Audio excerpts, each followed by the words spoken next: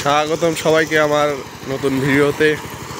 এখানে power tiller দিয়ে জমিতে মই দেওয়া হচ্ছে। কাদা জমিতে সাধারণত একলা একলাই মই দেওয়া হয়, কিন্তু এই জমিতে চোরে মই দেওয়া হচ্ছে। একজন গাড়ি চালাচ্ছে আর একজন চোরে আছে।